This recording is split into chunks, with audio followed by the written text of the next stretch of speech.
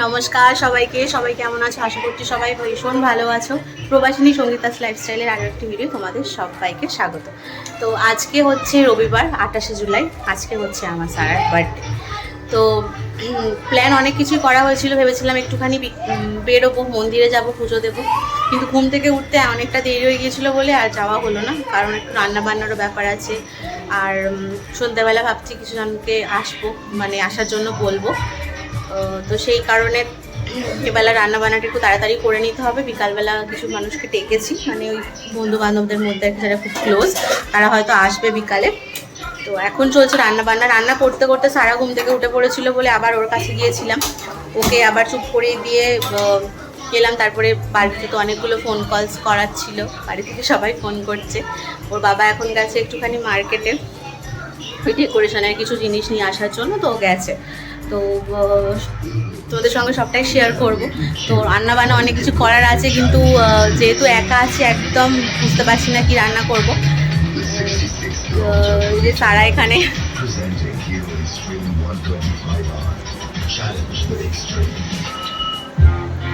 তো এই যে ওকে নিয়ে রান্না হচ্ছে আর কি, ওই জন্য মানে অনেক অনেক লেট হয়ে গেছে। আজকে অলরেডি 2টো বাজে, কিন্তু এখন আমার রান্না বান্না কিছু কমপ্লিট হয়নি। এখানে আমি ভাতটা করে নিয়েছি, আর এখানে একটুখানি ভাজা করেছি, আলু ভাজা, বেগুন ভাজা আছে। এখানে একটুখানি ভেজ ডাল করেছি, আর এখানে এই যে চিকেনটাকে বানাচ্ছি। আর ওখানে এখনো মাছ আছে, এরকম ইলিশ আছে, আর আছে রুই আছে। যেহেতু সেদিনকে সমস্ত প্ল্যানটা হঠাৎ করেই করা হয়েছিল, তো রান্না বান্না করতে অনেকটাই দেরি হয়ে গেছে। কারণ ঘুম থেকে ওঠার প্ল্যান ছিল 5টার সময়, কিন্তু ঘুম থেকে উঠলাম 10টার সময়। তারপরে স্নান করে সমস্ত কাজ করতে করতে দেখলাম 11টা বেজে গেছে। তো একটুও সাহস পাচ্ছিলাম না তারপরে বেরোনোর, কারণ ইচ্ছে ছিল একটুখানি আজকে পুজো দিতে যাব সারাকে নিয়ে। কিন্তু দেরি হয়ে যাওয়ার জন্য প্ল্যানটা পুরোপুরিভাবে ঘুরিয়ে দেওয়া হলো, যে না, এখন রান্না বান্না করা হোক, তারপরে সন্ধ্যাবেলা একটুখানি সবাইকে ডেকে কেকটা কাটিং করা হবে। তো সেই জন্য বাজারে যেতেও দেরি হয়ে গিয়েছিল, বাজার থেকে সমস্ত জিনিসপত্র আনতেও অনেকটা দেরি হয়ে গিয়েছিল। ঘড়িতে তখন এখন মোটামুটি 1টার বেশি হয়ে গেছে। তো আমি জানাবাবু বাজার থেকে আসার আগেই ভাত, ডাল আর 2 রকম ভাজা করে ফেলেছিলাম, আর এই চিকেনটা বানানোর জন্য সমস্ত কিছু রেডি করে রেখে দিয়েছিলাম। কিন্তু তারপরে দেখলাম মাছটাও বানাতে হবে, তো এখানে আমি তাড়াহুড়ো করে না 2টো কড়াই বসিয়ে দিয়েছিলাম, যে একদিকে তো চিকেনটা কষা হচ্ছে আর একদিকে মাছটা বানিয়ে নেবো। আর ইচ্ছা ছিল শুধুমাত্র ইলিশ মাছটাই করব, কারণ আবার যদি কাতলা মাছটা করতে যাই তাহলে আরো দেরি হয়ে যাবে। আর সারা তো এত কিছু সত্যি খেতে পারবে না, কারণ যেহেতু ও এখনো লিকুইড খায়, সলিড খাবারটা খেতে পারে না। তো সেই জন্য ভাবলাম না, শুধু ইলিশের ঝালটা করে নিই, আর একটা মামার জন্য শুধুমাত্র একটা কাতলা মাছ ভাজা করে দেবো, তাহলে কি হবে 5 রকম ভাজাটাও হয়ে যাবে। তো সেই জন্য আমি এখানে 2টো কড়া বসিয়ে দিয়েছিলাম। আর সারা ওখানে খেলছিল, ওর পাপা গিয়েছিল বাইরে, আর আমি এখানে রান্না করছিলাম। মানে কতটা চাপের বুঝতে পারছো একবার। ও বারবার কিচেনে চলে আসছিল, ওকে সামলাচ্ছিলাম, একবার করে রান্না করছিলাম, আর ঘড়ির কাঁটা হু করে ঘুরছে যত, আমারও টেনশন তত বেড়ে যাচ্ছে। কারণ ওর না এই দুপুরবেলা খাওয়া আর ঘুম, এইটা যদি টাইমের মধ্যে না হয় না, ও ভীষণ বিরক্ত হয়ে পড়ে। তো সেজন্য আমি খুবই তাড়াতাড়ি করছিলাম, ওর বাবাকে ফোনও করতে পারছিলাম না, কারণ যেহেতু একা দরকারে বেরিয়েছে। বাজারপত্র করে দিয়ে যাওয়ার পর ও গিয়েছিল কেকের দোকানে, তারপরে গেছিল ডেকোরেশন করতে আসবে পিয়ুষ, তো সেই জন্য কিছু জিনিসপত্র আনতে বলেছিল, সেগুলো আনতে যাওয়ার ছিল। তারপরে যেহেতু বাচ্চাদেরকে ইনভাইট করা হবে, তাদের জন্য চকলেটস, বেফার এগুলোকেও আনতে যেতে হতো। একবার ডিমার্ট যাওয়া ছিল কোল্ড ড্রিঙ্কস নিয়ে আসার জন্য, কারণ ডিমার্টে না কোল্ড ড্রিঙ্কস গুলো খুব সস্তায় পাওয়া যায়, তো সেখানেও যাওয়ার ছিল। তো যাই হোক, আমি এখানে সমস্ত ইলিশ মাছগুলো করবো না, আমি খালি জাস্ট আজকের মতই করব, কারণ কালকে যেহেতু আবার সোমবার খেতে পারবো না, আবার মঙ্গলবার যেহেতু জানাবাবুর উপোস থাকে, তো সেদিনও খেতে পারবে না। তো অনেকটা লিমিটেড করে রান্না বান্না করবো ভেবেছিলাম, তো সেই জন্য এই একদিনের মধ্যে ইলিশ মাছটা করছিলাম। অনেস্টলি বলতে ইলিশ মাছ আমার ভীষণ ভীষণ প্রিয়। আগে জানাবাবু ইলিশ মাছটা খেতো না, কিন্তু সেই দিন যখন রান্না করেছিলাম ও দেখলাম বেশ তৃপ্তি করে খেয়েছে। মানে চিকেনটা তো আমি গ্রেভি করেছিলাম, তো ওকে দেখলাম না, ও খুব ভালো করে সেদিনকে ইলিশ মাছটা খেলো। তো ইচ্ছা ছিল একটুখানি বেগুন দিয়ে, কালো জিরে দিয়ে ঝোল করব, কিন্তু দেখলাম না, বেগুনটার আজকাল করব না, বেগুনটাও একটুখানি বাড়িতে কমই ছিল। তো সেই জন্য ভাবলাম যে থাক, শুধুমাত্র কাঁচা লঙ্কা, কালো জিরে ফোড়ন দিয়ে একটু ঝোল করে নেব। তো এখানে রান্না করতে করতে বারবার আমাকে সারার কাছে ছুটতে হচ্ছিল, কারণ ওকে দেখে না রাখলে না, ও এক তো এখানেও মানে ধুসধাস করে পড়ে যায়, দাঁড়িয়ে দাঁড়িয়ে পড়ে যায়, তারপরে কান্নাকাটি শুরু করে দেবে, না হলে এটা ওটা টানাটানি করে। তো সেজন্য বারবার ওকেও দেখে আসছিলাম। আর একটু জাস্ট টাইম আমি চাইছিলাম না নষ্ট করতে। তো যতক্ষণ এখানে মাছটা ভাজা হচ্ছিল ভাবলাম যে না আমি বাকি মাছগুলো ফ্রিজে তুলে দিই। কারণ যখন এত মাছ রান্না হবে না তখন ফালতু মাছগুলো তো রেখে দিয়ে কোনো লাভ নেই। জল যখন ঝরে গেছে তখন ফ্রিজে তুলে দেওয়াটাই ভালো। তো সেদিনে জাস্ট দুটো মাত্র মাছ রেখে বাকি মাছগুলোকে আমি ফ্রিজে তুলে দিয়েছিলাম। তো আম এই যে দেখতে পাচ্ছ তোমরা কত স্পিডলি আমি কাজগুলোকে করছি। কারণ সবথেকে বড় কথা রান্না-বান্না করে আগে সারাকে ভাবছিলাম একটুখানি যেহেতু ও লিকুইড খায় ওকে খাইয়ে দেবো। তারপর রান্না-বান্না করা কমপ্লিট করে জাস্ট একটু সাজিয়ে ওকে ও থেকে একটুখানি খাইয়ে দেবো। তো এখানে আমার মাছটাও মোটামুটি ভাবে ডান হয়ে গেছে। আর তোমরা তো জানো ইলিশ মাছকে বেশি ভাজতে হয় না, একটুখানি ভেজে নিলেই হবে। তোমরা ইলিশ মাছের কে কি খেতে ভালোবাসো বলো। আমি অনেকদিন ধরে না ভেবেছি আমি ওই ইলিশের মাছা দিয়ে না কচুরলতি বানাবো, যেটা আমি খুব মানে কখনো আমি বানাইনি আর কি। কিন্তু জানাবো বললো না ওসব খায় না বলে ও সত্যি কথা বলতে একার জন্য বানাতে ইচ্ছা করছে না। রান্না করতে করতে সারা চলে এসেছিলো রান্নাঘরে, তাই জন্য আমি ওকে একটা আলু ভাজা দিচ্ছিলাম। কারণ কিছু না কিছু দিয়ে ওর হাতে দিয়ে না ওকে চুপ করিয়ে রাখতে হয়, না হলে আমাকে একদমই কোনো কাজ করতে দেবে না। আর ও রান্নাঘরে রান্না করার সময় এলে না আমার খুব ভয় লাগে। ও না এলে আমার পায়ের কাছে ঘোরাঘুরি করে, কখন তেল টেল ছুটিকে পড়ে যাবে, কোথায় কি অ্যাক্সিডেন্ট হয়ে যাবে না, আমার খুব ভয় লাগে। তাই জন্য চেষ্টা করি ওকে কিছু না কিছু জিনিসপত্র দিয়ে ব্যস্ত করে রাখার জন্য। আর হ্যাঁ, ঘরদোরটা এই রকমের জন্য ঘরদোর প্রচুর নোংরা হয়, কিন্তু কিচ্ছু করার নেই, ওকে চুপ করিয়ে রাখার জন্য আমাকে এগুলো করতেই হবে। তো যাই হোক মাছটা হতে হতে ভাবলাম একটুখানি সর্ষে বাটতে হবে। তো তারপরে মনে পড়ে গেল ফ্রিজে একটুখানি না সর্ষে আমি জাস্ট শুকনো মিক্সিতে আর কি গ্রাইন্ড করে রেখেছিলাম আর কি। কিন্তু দেখলাম না সর্ষে বাটাটা কিরকম একটা যেন হয়ে গেছে, মানে বাটা না জাস্ট গুঁড়ো করা কিরকম একটা হয়ে গেছে। তো আমি ওটা কি বারবার না টেস্ট করে শুকে দেখছিলাম যে খারাপ হয়ে গেছে কিনা। তো লাস্টে ফেলতে গিয়ে দেখলাম যে না আজকের মতো কাজ চালানো যাবে। তো একটুখানি দিয়ে দিয়েছিলাম, আসলে ভয় লাগছিল তিতো হয়ে যাবার, যে তিতো হয়ে যাবে নাকি। তো যাই হোক অনেক না হ্যাঁ করতে করতে শেষ অব্দি আমি একটুখানি দিয়েইছিলাম সাহস করে। তো দেখলাম না তিতো হয়নি, কিছু হয়নি, একদম ঠিকই আছে। আসলে কি হয় সর্ষেকে তো অনেকদিন রেখে দিলে ফ্রিজের মধ্যে একটুখানি যেটা হয় না যে একটু জল জল ভাব চলে আসে, তো সর্ষেটা অ্যাকচুয়ালি ওরকমই হয়ে গিয়েছিল। তো সেই জন্য একটু ভয় লাগছিল, তো ভাবলাম আজকের দিনটা ইউজ করে নেওয়া হোক, তো তারপরে ওটাকে ফেলে দেবো। কারণ এখন যদি আবার মিক্সি বার করতে যাই না একদম অনেকটা সময় চলে যাবে।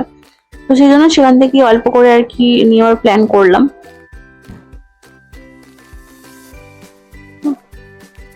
আমার মাছটা এখানে ভাজা হয়ে গেছে। ইচ্ছে ছিল ভাপে করার, কিন্তু এত সময় নেই যে আমি ভাপে বসাবো। আর তাছাড়া সর্ষে তো বাড়িতে থাকলেও না পোস্তটা একটুখানি ফুরিয়ে গেছে বাড়িতে। তো সেই জন্য ভাপের মধ্যে একটুখানি যদি তুমি পোস্ত না দাও না খুব একটা টেস্ট আসে না। তো সেই জন্যই আমাকে আর কি এটা করতে হলো। তো আমার হঠাৎ করে মনে পড়ে গেল যে ইলিশের তো তেল তুলতে হবে, কারণ তুমি দেখো ইলিশের যে কোনো রেসিপি খাও না কেন তোমাকে তেলটা কিন্তু বস মাস্ট। আর জামাইবাবু ইলিশের তেল খেতে খুবই পছন্দ করে, তো বেশি না জাস্ট দুজনের জন্য 1 চামচ মতো তুলে নিলাম। বাকি এই তেলটাতেই আমি ফোড়ন দিয়ে মাছটা বানিয়ে নেব।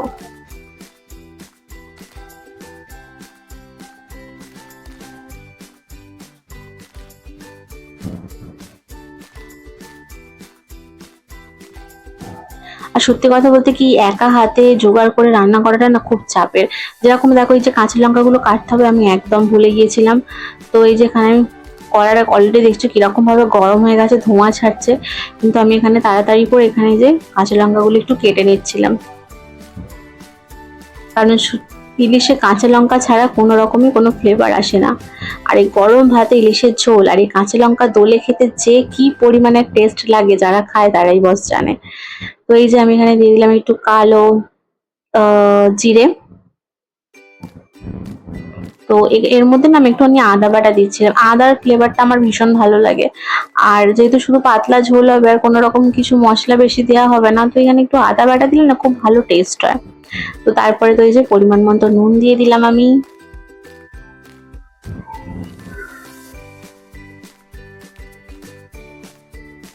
দিয়ে দিলাম হলুদের গুঁড়ো। হলুদ গুঁড়োটা দেওয়ার পরে খুব তাড়াতাড়ি কিন্তু জল ঢেলে দিতে হবে, না হলে কিন্তু পুরোপুরি ভাবে হলুদটা কালো হয়ে যাবে। তো এই যে আমি এখানে দিয়ে দিচ্ছি পরিমাণ মতো জল। চাইলে এখানে অনেকে লঙ্কার গুঁড়ো দিতে পারে জাস্ট একটুখানি কালারের জন্য। তোমরা যতটা ঝোল খাবে সেরকম অনুযায়ী জলটা দিও। এই যে আমি এখানে গোটা কাঁচা লঙ্কাগুলো দিয়ে দিলাম। এবার সেটাকে ফুটাবো ভালো করে, তারপরে মাছগুলো দিলেই তো একদম রেডি। আর আমি সর্ষে বাটাটাকে এখন দিচ্ছি না, ওটাকে নামানোর জাস্ট 2-3 মিনিট আগে দেবো, কারণ বললাম যে যদি তিতো হয়ে যায় তাহলে পুরো খাবারটাই মাটি হয়ে যাবে। তো সেই ভয়ে না আমি এখন সর্ষে বাটাটাকে দিয়েছিলাম না, একদম জাস্ট নামানোর আগে দিয়েছিলাম।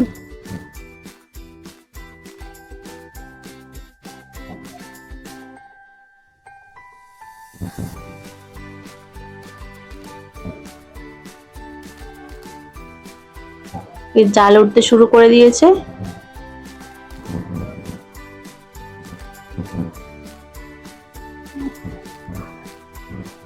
এই সর্ষে বাটার জন্য না আমি খুব কনফিউজ হয়ে গিয়েছিলাম, সেই জন্য মাছটা দিতে গিয়েও দিলাম, যে ভাবলাম না জলটা আর একটু মরে যাক তারপরে দেব।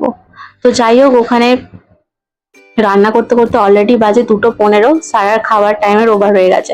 তো সেই জন্য যেটা করেছিলাম, এখানে একটুখানি চিকেন আমি তুলে নিয়েছিলাম আর ওটাকে ধুতে দিয়েছিলাম। আর তারপরে মাংসটা মোটামুটি ডান হয়ে গিয়েছিল, তো ভাবলাম যে আর 2 রকম ভাজা বাকি আছে। ও নিয়ে এসেছিল পটল আর নিয়ে এসেছিল করলা, তো আমি জাস্ট সেগুলোকে ভাজার জন্য একটুখানি এখানে কেটে নিচ্ছিলাম।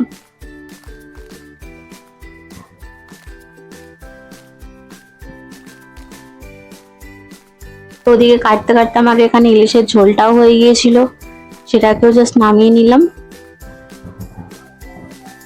বাকি 2 রকম ভাজা আছে, সেটা করলেই আজকে রান্না মোটামুটি আমার কমপ্লিট হয়ে যাবে। আর এই ঝোলের উপরে সামান্য পরিমাণে কাঁচা সর্ষের তেল, এটা না দিলে রান্নাটা জাস্ট জমে না। তুমি তেল কই বলো বা যে কোনো মাগুর মাছের রেসিপি যেগুলো তেল ঝাল করি, তার মধ্যে একটুখানি কাঁচা তেল না দিলে যেরকম জমে না, তেমনি ইলিশ ভাপেতে বা ইলিশের ঝালেতে একটুখানি কাঁচা সর্ষে না দিলে হয় না। তো আমি যে চিকেনটা ওখানে ধুতে দিয়েছিলাম, সেটাই যে আমি এখানে ভালো করে ধুয়ে নিয়েছি, ঠান্ডা হয়ে গেছে। এবার আমি একটু একটু করে সারাকে খাইয়ে দেবো, কারণ ওর পেটটা না ভরা থাকলে ও শান্ত থাকবে আর আমিও একটু ভালোভাবে কাজ করতে পারবো। তো এই যে দেখতে ছোট্ট ভাবে চিকেনটা আমি কেমন তুলেছি। তো নর্মাল টাইমে চিকেন রান্না করলে আমি ওয়াশ করে ওকে না ভাতের মধ্যেই খাইয়ে দিই, কিন্তু সেই দিন ওকে মাছ দিয়েছিলাম বলে আর চিকেনটা ওকে দিইনি। তো এই যে এখানে কি কি মেনু আছে দেখে নাও, আছে 5 রকমের ভাজা, আছে চিকেন, আছে ভেজ ডাল, তার সঙ্গে আছে এই যে একটুখানি ইলিশ। তো মাম্মামকে নামিয়ে এত কিছু দেওয়া, ও তো কিছু খাবে না। তো যখন রান্না করেছিলাম তখন ওকে ইলিশ মাছ ভাজা আর চিকেন তো আমি খাইয়েই দিয়েছিলাম একটুখানি, আর শুধু কাতলা মাছটা ওকে ওর ভেজিটেবলস আর ডালের সাথে গ্রাইন্ড করে মিক্সিতে ওকে খাইয়েছিলাম। এই যে কত শান্ত মেয়ের মতো বসে আছে, কিন্তু আদৌ এটা না, ও অ্যাকচুয়ালি ক্যামেরার সামনে কিন্তু খুব শান্ত হয়ে থাকে। তারপরে যেহেতু ওর পাপার পাশেই বসেছিল, তো অনেকটা শান্ত হয়েছিল, না হলে খাবার দাবার যা ছোড়াছড়ি করতো না, কি বলবো তোমাদেরকে। কি জানি কবে সেই দিনটা আসবে যে আমি এভাবে রান্না করবো আর সারা চুপ করে খাবে। এই যে রান্নাঘরের অবস্থা দেখতে পাচ্ছ, জীবনে কখনো রান্নাঘরের আমার এরকম অবস্থা হয়নি। তো আমি খাওয়া দাওয়া একবারে করে নিয়েছিলাম, কারণ অলরেডি 3টে 3:30 বেজে গিয়েছিল। তো রান্না বান্না করে সমস্ত কিছু গুছিয়ে পরিষ্কার করে এই যে একদম টিপটাপ করে ফেলেছি। তো তারপরে দেখলাম একটুখানি জাস্ট বসেছি, তো রেস্ট নেবো বলে দেখলাম পিয়ুষও চলে এসছে। তো ও চলে এসেছিল, এখানে সমস্ত ঘরের যে জিনিসপত্রগুলো ছিল ওলট পালট করে দিয়েছে এসেই। এই যে সোফাটাকে করে দিয়েছে এইদিকে, খাটটাকে সরিয়ে দিয়েছে, এখানে গদি ফদি তুলে দিয়ে একদম ওই জায়গাটা পরিষ্কার করে ওকে মুছে দিলাম, কারণ ও এসে ডেকোরেশনের কাজ শুরু করবে বলে। আর ও গেছে জামাবাবুকে নিয়ে কিছু জিনিস কিনতে, কারণ ওর কাছে তো সব জিনিসগুলো ছিল না, তো সেই জন্য ওরা এখন কিনতে গিয়েছিল। তারপর ওরা চলেও এসছে। সারা সারা সেই 4টে থেকে জেগেছিল, একটুও ঘুমায়নি, কারণ অনেক রকমের আওয়াজ হচ্ছিল, ওখানে বেলুনের আওয়াজ হচ্ছিল, ওরা কথা বলছিল বলে একদম ঘুমাচ্ছিল না। তো এই যে পিয়ুষ এখানে সাথে চলে এসছে। আসলে পিয়ুষকে অনেকদিন আগে থেকেই আমি চিনি, ও যখন অনেকটা ছোট তখন থেকেই ওদের সাথে আমার পরিচিত। আমি যেখানে আগে থাকতাম আর কি, তো সেখানে আর কি পিয়ুষদের দোকান থেকে আমাদের সমস্ত মুদিখানার জিনিসপত্র তোলা হতো। তো সেই সূত্রে ওদের সাথে আমার পরিচিত। কিন্তু হয় না যে কখনো কখনো এমন কিছু মানুষের সঙ্গে তোমাদের দেখা হয়ে যায় যারা খুব আপন হয়ে যায়, ঠিক তেমন পিয়ুষটা হচ্ছে সেরকম। ওর মা, ওর দিদি, ওর বোন এত খুব ভালো আমার সঙ্গে, এখন ওদের খুব ভালো সম্পর্ক। হয়তো আমি মাসে কিংবা 3 মাস 6 মাস ছাড়া ওদের সাথে কথা হয়, কিন্তু ভালোবাসাটা না একই রকমের রয়ে গেছে। এখানে আদি আর পিকুও চলে এসেছিল। তো আমি সারাকে চুল টুল বেঁধে একটুখানি গয়নাগাটি পরিয়ে রেডি করে দিয়েছিলাম, কিন্তু জামাটা পরাইনি, আমি জানতাম জামা পরালেও একদম নোংরা করে দেবে। আর এই যে আদি ওকে নিয়ে খেলা করছিল, আর যেহেতু রান্না বান্নার কোনো ব্যাপার নেই, কারণ আমি চাইনি যে আজকাল কাউকে রান্না বান্না করে খাওয়াতে, শুধুমাত্রই তোমার কেক বেফার টেফার এগুলো একটু দিয়ে দেবো ভেবেছিলাম। তো সেই জন্য একটু রেস্টেই ছিলাম। আর যেহেতু দুপুরবেলা রান্না করেছি, সমস্ত রান্না বান্না রয়ে গেছে, তাই রাতে রান্না করার কোনো মানে প্রবলেমই ছিল না। তো এই যে এখানে পিয়ুষ আসলে ওকে একটু লেগ-পুল করা হচ্ছিল, কারণ ও নতুন নতুন কাজটা শিখেছে আর কি, নতুন নিজের বিজনেসটাও করেছে এই ডেকোরেশনের কাজ করার। ও আউট অফ মুম্বাই বা মুম্বাইয়ের অনেক অনেক ভালো ভালো দামি দামি সেলিব্রিটি বাড়িতেও কাজ করেছে। তো সেগুলো নিয়ে একটু আলোচনা করা হচ্ছিল। আর পিয়ুষ না, আমি যখন এখানে এলাম তার আগে থেকেই আমাকে বলে রেখেছিল যে আন্টি আমি কিন্তু সারার মানে বার্থডেতে কিন্তু সাজাবো। তো ওকে বলতে হয়নি, সেই দিন ওর আরো একটা কাজ ছিল, ওর নিজের বন্ধুর কাজ ছিল, সেই কাজটা বন্ধ করে কিন্তু চলে এসেছিল ডেকোরেশনের জন্য। আর এই বেলুনস বগেরাও সমস্ত কিছু নিজে থেকেই নিয়ে এসেছিল, আমাকে কিছু নিয়ে আসতে হয়নি।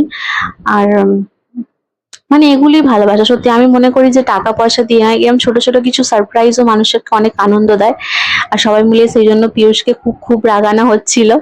ওর আমার সম্পর্কটা না, আমি বলছি ও আমার থেকে অনেক ছোট, কিন্তু কেন জানি না ওর আমার সম্পর্কটা এত টম অ্যান্ড জেরির মতো। আমি যখন ওখানে থাকতাম ও এত আমার পিছনে লাগতো, মানে ওর মা যে আন্টি আমাকে প্রচন্ড মানে বলতো যে সঙ্গীতা তুমি কেন কিছু বলো না, ওকে বলতে পারো, ওকে শাসন করো, নাহলেও কিন্তু এরকমই করে যাবে।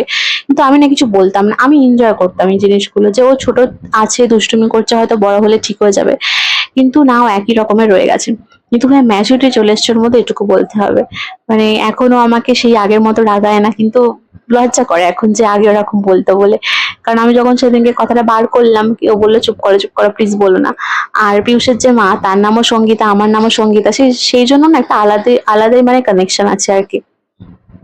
তো ওই যে মোটামুটি ও সাজিয়ে ফেলেছে, অনেকটাই অনেকটাই কাজ এগিয়ে গেছে। আর আমার সারা তো একদম বিন্দাস, ও পিকু আদিকে পেয়ে গেছে, মানে ওদের সঙ্গে খেলতে আরম্ভ করে দিয়েছে। আমার টেনশনটা ছিল যে ও এতক্ষণ জাগবে কি করে, কারণ ও অলরেডি জেগে আছে তোমার ধরো 4টে থেকে। তো তারপরে ওকে একটু ঘুমায়নি যখন, আর কেক কাটিং করতে করতে সেদিনকে বেজে গিয়েছিল 9টা। তো আমি জাস্ট ভাবছিলাম যে ওকে আমি কি করে জাগিয়ে রাখবো। তো এখন ওই 8:30 মতো বাজে, অনেকেই চলে এসছে। এটা হচ্ছে মুস্কান, যে হচ্ছে পিয়ুষের ছোড়দি।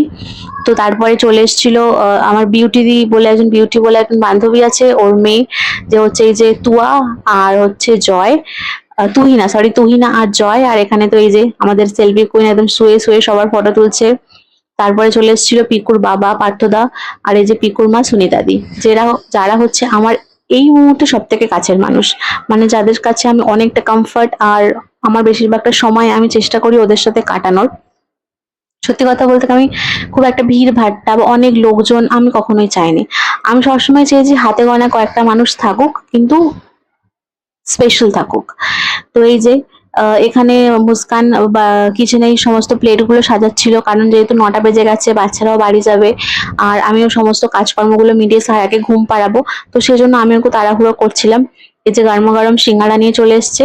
তো সেই দিনে দেওয়া ছিল এই যে সিঙ্গারা, লাড্ডু, এখানে না ছোট ছোট মশালা কচুরি পাওয়া যায় সেটা, আর তার সাথে তো চকলেটস আছেই, আর তার সাথে ছিল বেফার। এই সমস্ত কিছু দেওয়ার প্ল্যান করা হয়েছিল। আর সত্যি কথা বলতে এখানে বার্থডেতে এইগুলোতেই চলে আর কি। তো এই যে আমার সারামণি এখানে প্রথমবার তার বার্থডে কেকটা কাটছে, কিন্তু ওর প্রচন্ড ঘুম পেয়ে গিয়েছিল, কিছুতেই কাটতে চাইছিল না। আর এই যে দাদা ভাই এসছে, ইনি প্রথমবার আমার বাড়িতে এলেন, ইনি হচ্ছেন জানাবাবুর অফিস কালিগ। উনি ওনার মেয়েকে নিয়ে এসেছিলেন। তো খুব ভালো লাগলো মানে সত্যি কথা বলতে আমি তো আগে থেকে কোনো এতটা প্ল্যান করিনি। আমি চাইনি স্যারের কেক কাটতে বা বার্থডে সেলিব্রেট করতে। চেয়েছিলাম একটুখানি পুজো দেবো, একটুখানি খাওয়া দাওয়া করবো। কিন্তু জাস্ট 12টার সময় সবাইকে আমি কল করে আসতে বলেছি যে আজকে স্যারের বার্থডে, তোরা সবাই আয়। আর সবাই এসেছে, মানে আমি জাস্ট বলতে পারবো না যে আমি কতটা খুশি হয়েছি। একবার ডাকেতে যারা চলে আসে না, তাদের থেকে আপনজন আর কেউ হয় না। যে ভালোবাসাটা তো এখানে বোঝা যায় যে কে কতটা কাকে ভালোবাসে। আর সারা প্রচন্ড কান্নাকাটি শুরু করে দিয়েছিল, কারো কোলে থাকতে চাইছিল না, যেহেতু বেজে গিয়েছিল 9টা। আর প্রচন্ড পরিমাণে ঘুমও পেয়ে গিয়েছিল। আর এটা হচ্ছে উত্তম দাকে তোমরা প্রায় অনেক কটা ভিডিওতেই দেখতে পাবে। ও জানাবাবুর খুব ভালো বন্ধু। আমার বাড়ির প্রায় প্রত্যেকটা অনুষ্ঠানেতেই দাদা থাকে, আমাকে হেল্প করে, রান্না বান্নার হেল্প করে। তো এই সারার অ্যাকচুয়ালি একটা অন্য ফ্রক নেওয়া হয়েছিল, কিন্তু সেটা যেহেতু অনেকটা মানে একটু শক্ত মতো ছিল, সফট না, তো সেই জন্য না ওকে আমি এই টু পিসটাই পরিয়েছিলাম, যেটা ছিল অনেকটা কমফোর্টেবল আর কটনের। তো এখানে কেকটা কাটিং করা হয়ে গেছে। আর এই যে মুস্কান সবাইকে কেকটা কাটিং করে সার্ভ করে দিচ্ছে, এখানে উত্তম দা আর সুনিতা দি ওরা হেল্প করে দিচ্ছিল। এই যে সবাই এখানে এনজয় করছে, আর আমি ওখানে একটুখানি ভিডিও করে নিয়েছিলাম তার ফাঁকে। আর কোল্ড ড্রিঙ্কসটা একবার দিয়ে দিয়েছিলাম, তো ভেবেছিলাম শেষ পাতে একবার করে কোল্ড ড্রিঙ্কসটা দিয়ে দেবো, কারণ যেহেতু ডিনারের কোনো রকম ব্যবস্থা করা হয়নি, তো জাস্ট এগুলোই করা হয়েছিল। ভেবেছিলাম একটুখানি পকোড়া বা অন্য কিছু ফ্রাই বানাবো, কিন্তু আমি সাহস করে বানাইনি, কারণ ভাবছিলাম যে টাইমটা ম্যানেজ করতে পারবো কিনা। তো ভাবলাম যে থাক, আমার এরপরে তো একের পর এক অনুষ্ঠান লেগেই আছে, তখন মানে কিছু না কিছু একটা আয়োজন করে নেব। তো এখানে মুস্কান সবাইকে ভালো করে সার্ভ করে দিল, আর এই যে মাঝখানে আমার শো স্টপার আমার সারা বসে আছে। আরে মুস্কানের কথা আমি বলি, মুস্কান এত কাজের মেয়ে, কি বলবো, মানে আমি গণেশ পুজোর সময় ওকে ফোন করে ডাকি, ও আমাকে সারা দিন ধরে হেল্প করে। কারণ গণেশ পুজোয় তো অনেকটাই কিছু অ্যারেঞ্জ করার থাকে, এক হাতে তো সবটা হয়ে ওঠে না। তো ও না সেই সকাল থেকে চলে আসে, ইভেন আন্টি পর্যন্ত, মানে মুস্কানের মা, আন্টিও প্রচন্ড হেল্পফুল, ওকে একবার বলাতেই ও চলে আসে। তো যাই হোক, এই ছিল সেদিন আমার সারার বার্থডে সেলিব্রেশনের কিছু মুহূর্ত তোমাদের সঙ্গে শেয়ার করলাম। আশা করছি তোমাদের ভালো লেগেছে। তো যারা যারা আমার চ্যানেলে নতুন আছো তারা প্লিজ আমার চ্যানেলটিকে সাবস্ক্রাইব করে নিও, আর ভালো লাগলে কমেন্ট করো, বন্ধুদের সঙ্গে শেয়ার করো, পাশে থেকো এভাবেই, আর অনেক অনেক ভালোবাসা দিও। আর আমার সারাকে তোমরা অনেকেই আশীর্বাদ করো, তোমরা সবাই আশীর্বাদ করো যেন ও সুস্থ থাকে, ভালো থাকে, মানুষের মতো মানুষ হয়ে ওঠে। তো তোমাদের সঙ্গে দেখা হবে আবার একটা নতুন সুন্দর ভিডিও। ততদিনে তোমরা পাশে থেকো। সবাইকে ধন্যবাদ।